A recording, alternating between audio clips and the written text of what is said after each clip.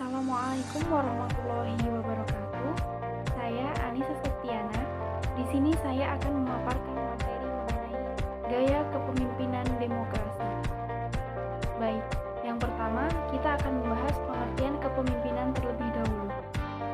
Pengertian kepemimpinan adalah kemampuan individu untuk mempengaruhi, memotivasi, dan membuat orang lain mampu berkontribusi demi efektivitas dan keberhasilan suatu organisasi. Selanjutnya, kita akan membahas pengertian gaya kepemimpinan demokrasi. Gaya kepemimpinan demokrasi yaitu gaya seorang pemimpin yang menghargai karakteristik dan kemampuan yang dimiliki oleh setiap anggota organisasinya.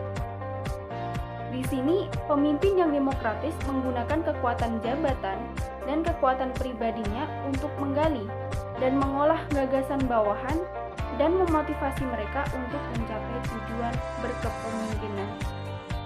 Baik, jadi dari pengertian yang telah saya sampaikan tadi, di sini kita bisa menyimpulkan bahwa konsep kepemimpinan demokrasi itu menempatkan manusia sebagai faktor utama dan terpenting. Jadi, setiap orang itu dihargai, dihormati sebagai manusia yang memiliki kemauan, pikiran, minat, perhatian, dan pendapat yang berbeda antara satu dengan yang lainnya. Nah, oleh karena itu, setiap orang harus dimanfaatkan dengan mengikutsertakannya dalam semua kegiatan organisasi. Nah, di dalam keikutsertaannya itu disesuaikan dengan posisinya yang masing-masing memiliki wewenang dan tanggung jawab bagi tercapainya tujuan bersama. Kemudian, di dalam kepemimpinan demokrasi ini, setiap orang itu diberi kesempatan untuk berpartisipasi. Ide-ide dipertukarkan secara bebas dan didorong untuk berpartisipasi dalam diskusi.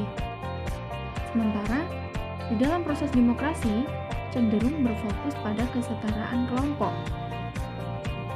Dan memimpin kelompok tersebut ada untuk menawarkan bimbingan dan kontrol. Dalam gaya kepemimpinan demokrasi memiliki kelebihan, di antaranya di sini lebih memperhatikan bawahan untuk mencapai tujuan suatu organisasi.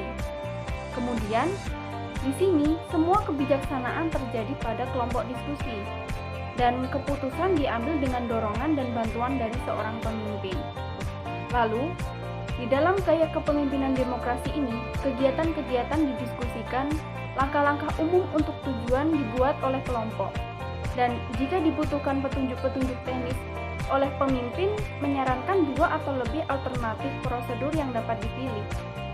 Kemudian, para anggota bebas bekerja dengan siapa saja yang mereka pilih dan pembagian tugas ditentukan oleh kelompok. Lalu, di sini gaya kepemimpinan demokrasi itu menekankan 2 hal, yaitu bawahan dan tugas. Kemudian, pemimpin di sini adalah objektif dalam pujian dan kencamannya dan mencoba menjadi seorang anggota kelompok biasa dalam jiwa dan semangat tanpa melakukan banyak pekerjaan. Selain mempunyai kelebihan, gaya kepemimpinan demokrasi mempunyai kekurangan. Di antaranya, di dalam gaya kepemimpinan demokrasi ini dapat menyebabkan pertemuan tanpa akhir. Kemudian, lebih menghambat pengambilan keputusan yang efisien. Lalu, proses pengambilan keputusan akan memakan waktu yang sangat banyak dan sulitnya pencapaian kesepakatan. Berikut contoh video praktik kepemimpinan demokrasi.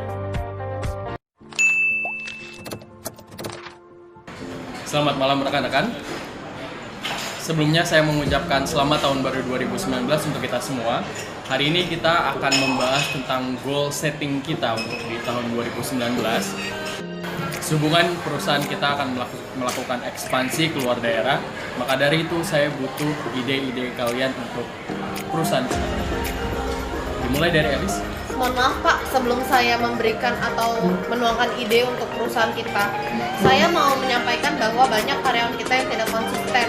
Ya, di divisi ini sebut saja salah satu karyawan yang seringkali bolos kerja tanpa alasan yang jelas, sering keluar ruangan tapi nggak jelas kemana Pak keluarnya. bagaimana kita mau bisa mencapai goal setup di tahun depan. Saya langsung sebut aja nih ya orangnya. Tuh, si Reza, dia sering banget keluar kantor tanpa alasan.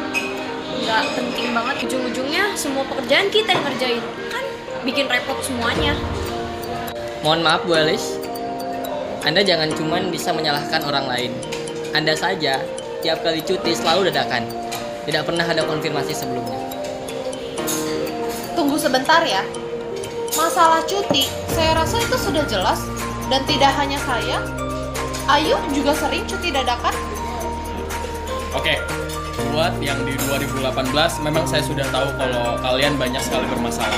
Tapi please saya mohon di 2019 saya mengharapkan kalian lebih fokus lagi dalam bekerja dan jangan ada lagi kesalahan yang di tahun kemarin diulang. Oh tapi nggak bisa Pak. Ini harus diluruskan dulu, baru kita bisa bahas target-target kita di tahun 2019. Oke. Yaudah, berarti sekarang saya akan membahas itu terlebih dahulu. Saya juga minta pendapat dari kalian untuk kedepannya ingin kayak gimana. Baik, jadi dari penjelasan saya tadi, kenapa saya memilih gaya kepemimpinan demokrasi? Karena menurut saya beranggapan bahwa gaya kepemimpinan demokrasi itu mengakui dan menerima bahwa manusia itu adalah makhluk yang memiliki hak dan martabat yang mulia. Dengan hak asasi yang sama, itu adalah penting untuk mencapai suatu tujuan organisasi. Karena menurut saya, yang paling penting dalam kepemimpinan itu adalah bagaimana seseorang itu mampu menumbuhkan dan mengembangkan kehidupan beragama dengan kerjasama yang saling mengakui, menghargai, dan menghormati setiap individu. Itu merupakan ciri utama yang sangat penting sehingga kita bisa mencapai tujuan suatu organisasi itu dengan sangat baik. Jadi, presentasi dari saya, ada kurang lebihnya saya mohon maaf. Assalamualaikum warahmatullahi wabarakatuh.